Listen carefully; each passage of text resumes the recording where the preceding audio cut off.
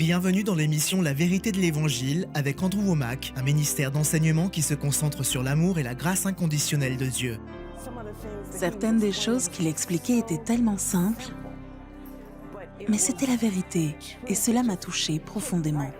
Il a changé ma vie. J'ai un désir pour les choses de Dieu que je n'avais jamais eu auparavant. Et ce n'est que le début. Et maintenant, voilà Andrew. Bienvenue dans notre émission La vérité de l'Évangile. Aujourd'hui, je continue une série commencée lundi dernier, intitulée « Comment préparer son cœur ». Je reconnais que ce n'est pas un titre très accrocheur, et beaucoup ne saisissent pas la valeur de cet enseignement, bien qu'il soit tiré directement des Écritures. En effet, c'est dans 2 Chroniques au chapitre 12, verset 14 qu'on peut lire au sujet du roi Roboam qu'il fit le mal parce qu'il ne prépara pas son cœur à chercher l'Éternel. D'autres versions lisent « Il n'appliqua pas son cœur à chercher l'Éternel ».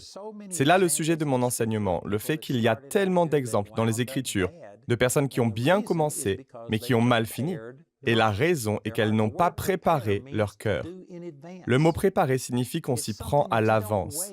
Il s'agit de ne pas attendre de se trouver dans une situation difficile pour prendre une décision. Au contraire, vous devez décider à l'avance de ce que vous allez faire.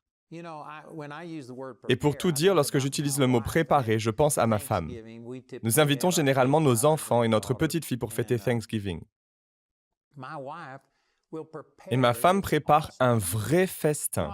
Il y a quelque chose qui me frappe. Vous savez, j'aime travailler le bois et je fabrique différentes choses comme des bols et autres bricoles. J'ai même fait quelques meubles. Quand on y passe du temps, on peut créer des pièces durables. Par exemple, j'ai fait un coffre en cèdre pour Jamie il y a 20 ans et nous l'utilisons encore aujourd'hui. Il est durable. Jamie se donne également beaucoup de mal pour préparer le repas. Elle y passe 2 ou 3 jours. Et si on prend en compte la planification, le fait de décider ce qu'elle veut, d'aller faire les courses et de tout acheter, ça prend probablement près d'1 semaine. Elle se donne tout ce mal, elle cuit les aliments à l'avance et fait tout ce qui est nécessaire. Après quoi, nous nous asseyons pour manger et en quelques minutes, tout disparaît. Ça me choque qu'après que ma femme ait fait tant d'efforts pour préparer tous ces plats, ils soient engloutis si rapidement. Ce que je veux dire, c'est qu'elle doit se préparer. Si vous attendez que tout le monde arrive pour commencer à préparer le repas et décider de ce que vous allez manger, eh bien, vous n'aurez pas un vrai repas. Vous serez loin d'avoir un repas de fête. Tout le monde comprend qu'il faut se préparer pour faire des choses. Mais quand il s'agit de leur vie, beaucoup de gens ne se préparent pas. Ils se contentent de se lever chaque matin et ils traversent la vie sans y réfléchir. Ils me font penser au jeu du flipper. On tire le levier vers l'arrière pour lancer la bille et elle ricoche dans tous les sens.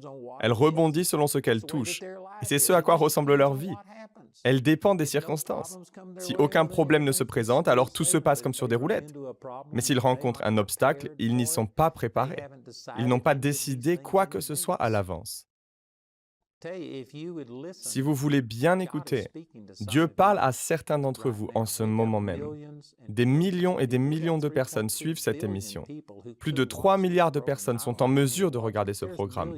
Je ne sais pas exactement combien le regardent, mais parmi les millions qui le font, vous faites partie des centaines de milliers de personnes dont je suis en train de décrire la vie.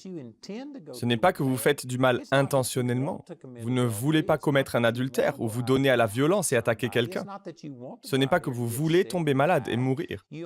Vous ne planifiez pas la faillite de votre entreprise ou l'arrivée de problèmes d'argent, mais vous ne prenez pas de disposition à l'avance pour éviter ces choses. Vous vous contentez de traverser la vie en réaction à ce qui vous arrive et en espérant que tout ira bien. Je vous le dis, nous vivons dans un monde déchu et les choses ne vont pas de mal en bien, elles vont de bien en mal. Et vous devez vous préparer, vous devez établir à l'avance ce que vous ferez dans une situation de crise. C'est ce que je disais hier en fin d'émission. J'utilisais David comme exemple. Et dans les notes du psaume 57, on voit qu'il a été écrit à propos de l'épisode dans lequel le roi Saül, son ennemi qui le recherchait pour le tuer, était entré dans une grotte au fond de laquelle se cachaient David et ses hommes. Les hommes de David lui ont dit « Vas-y, c'est ta chance de tuer Saül. Il est là, juste devant toi, tue-le et prends le royaume. » Personne n'aurait critiqué David pour l'avoir fait. C'était une pratique courante à l'époque. D'autre part, Saül essayait de tuer David. Cela aurait pu être considéré comme un cas de légitime défense. David a été tenté, mais il a fini par ne pas pouvoir le faire. Son cœur l'a frappé. C'est ce qui est dit dans le chapitre 24 du premier livre de Samuel, au verset 1 à 5. J'ai lu ces versets hier, son cœur l'a frappé, pour avoir même pensé le faire. Il a écrit le psaume 57 à propos de cette expérience et il l'a résumé au verset 7. Mon cœur est affermi, ô Dieu. Mon cœur est affermi. Je chanterai, je ferai retentir mes instruments.